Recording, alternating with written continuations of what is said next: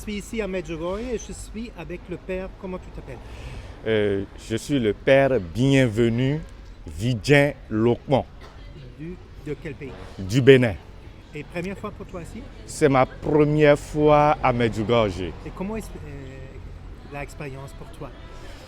J'avoue que une joie profonde, ça je le dis. Uh-huh. Et je suis heureux d'ailleurs de partager cette joie Ouais. avec qui veut l'entendre.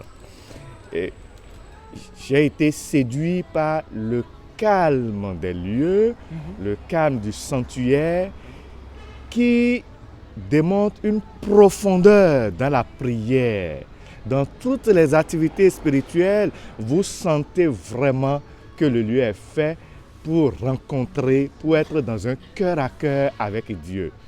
À Medjugorje, un peu comme à Lourdes, vous vivez quelque chose de pur, de profond, de personnel, d'intime avec votre Seigneur. J'ai été beaucoup frappé par les confessions. Ouais.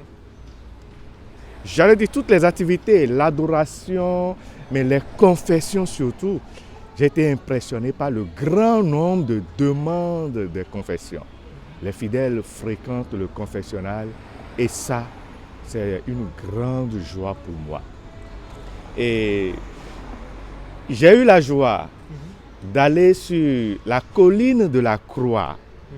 J'avoue, c'est super. Pourquoi? Et parce que vous voyez, quand on monte, comme je l'ai dit tout à l'heure, on sent vraiment qu'on monte vers quelque chose. En tout cas, c'est mon expérience personnelle. Vous avez le cœur tendu vers quelque chose. Et une fois que vous êtes là-bas, franchement, c'est reposant, c'est apaisant, c'est soulageant. Bon, on prie personnellement, comme j'ai dit, on fait une expérience intime, profonde. Et vous êtes envahi d'une certaine paix. Et j'ai eu aussi la joie d'aller sur la colline des apparitions. Et ça, c'était hier seulement. Et typiquement, sur la colline des apparitions, j'ai rencontré du monde. Des groupes passaient, donc j'ai eu à échanger avec les uns et les autres. Vous voyez, là aussi, j'ai passé un petit temps de prière. C'était tout simplement beau. Et voilà un peu. Et, vous voyez,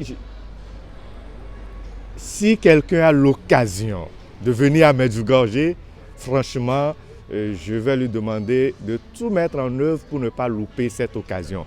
Et je prie surtout pour que le Seigneur donne cette chance, j'allais dire mieux, cette grâce à ceux qui le désirent et à beaucoup de personnes de venir faire l'expérience personnelle de Medjugorje.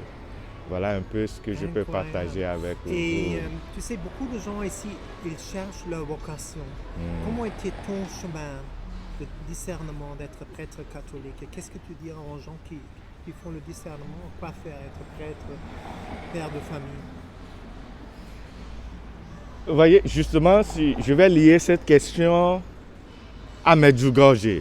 Non, c'est vrai que mon expérience personnelle n'a rien à voir, de vie de prêtre n'a rien à voir avec Medjugorje, mais pour quelqu'un qui est en discernement vocationnel, pour la prêtrise ou bien pour le mariage, tout ça, je pense que Medjugorje est un lieu favorable à un tel discernement à cause de ce que j'ai dit tantôt, ce calme, cette profondeur, cette intimité, quelque chose de personnel, c'est vraiment idéal pour un discernement, pour savoir à quoi l'on veut. Pourquoi ne pas venir à Medjugorje pour poser cette question à Jésus, cette question d'orientation de sa vie, pourquoi pas, ça vaut la peine d'être essayé. Et puis, vous voyez, une impression encore toute personnelle, ou un avis tout personnel.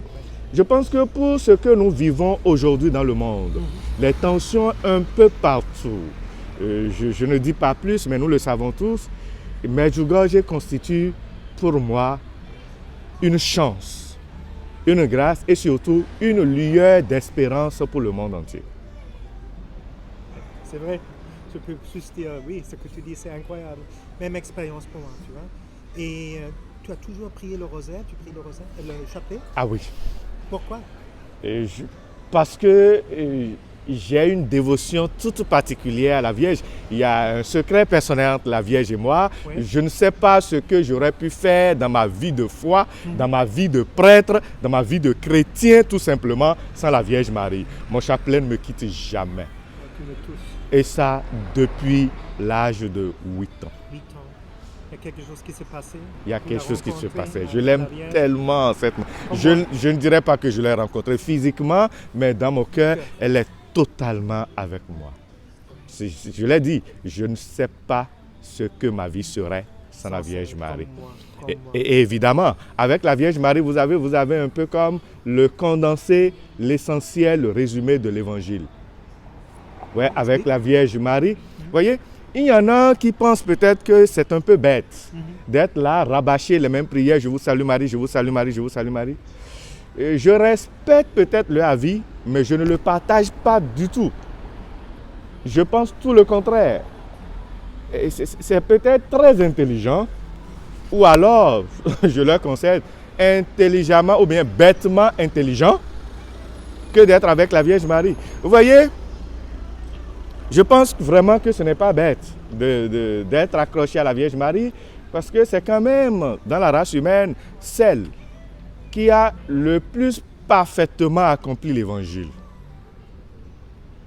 Vous voyez, donc, en étant avec elle, vous avez bêtement le chemin pour accomplir la volonté du Seigneur comme le Seigneur nous le demande. Vous voyez, donc c'est elle qui a le plus intelligemment accompli l'Évangile, comme j'ai dit. Donc, en étant bêtement avec elle, on peut aussi réussir à accomplir la loi d'amour, le commandement d'amour, comme Dieu nous le demande. Voilà.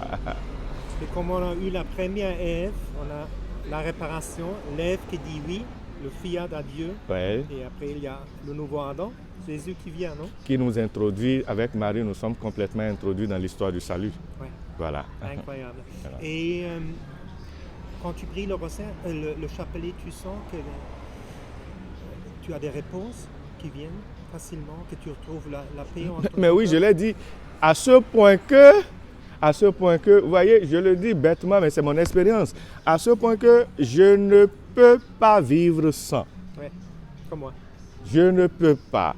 Et je souhaite tellement que tout le monde puisse en faire l'expérience, goûter et voyer. Absolument. Voilà. Goûter, voyez. Voilà. Et tu sais, la confession à Medjugorje, c'est important. Peut-être il y a quelqu'un maintenant qui voit cette vidéo, qui a envie d'aller à la confession, mais qui a peur. 30 ans, il n'était pas à la confession.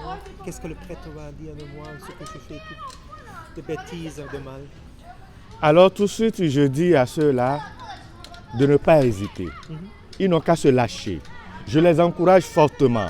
C'est vrai, la tentation est forte de dire qu'est-ce qu'on va penser de moi, qu'est-ce que le prêtre va dire de moi. Mais c'est tout simple. Je les rassure que personne ne les juge au confessionnal. Personne ne les juge. Le prêtre est là pour célébrer la miséricorde de Dieu avec eux. Le prêtre est là pour être tout accueil, pour les relever au nom de Jésus-Christ, pour leur révéler ce visage doux, tendre et miséricordieux de Jésus. Voilà. C'est tellement bon. Ils n'ont rien à craindre, ils n'ont qu'à y aller. Voilà. Absolument rien. Et à la fin, qu'est-ce que tu dirais aux gens? Pourquoi venir une fois à Medjugorje? Je n'ai pas compris. Qu'est-ce que tu dirais aux gens? Pourquoi venir à Medjugorje une fois dans la vie?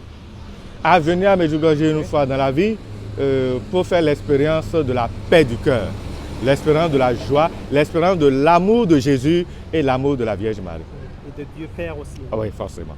Et tu sais, il y a les 5 pierres, on dit en Medjugorje, la confession, la messe, le jeûner, prier le rosaire, non? Qu'est-ce qu'il y avait le 5e? Les spectateurs m'ont regardé sur Google. C'est pour vous maintenant de regarder. Qu'est-ce que sont les 5 pierres? On dit ça en français, 5 pierres, que la Vierge nous donne à Medjugorje, des 5 choses à faire. Tu connais ça? Ah non, pas vraiment. Ah, donc c'est il y a oui, la confession, oui, l'adoration, oui, le rosaire, oui.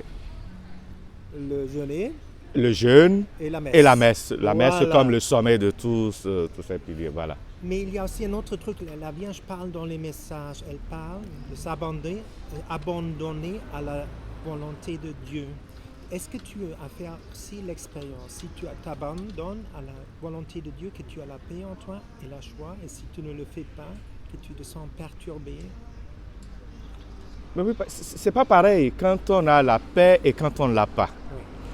Et comme j'ai dit, vous voyez, c'est beaucoup de choses que je disais en disant, pour mon expérience personnelle, Oui. je ne peux pas vivre sans. Parce que la Vierge est celle-là qui sait nous conduire. Elle est toute tournée vers Jésus.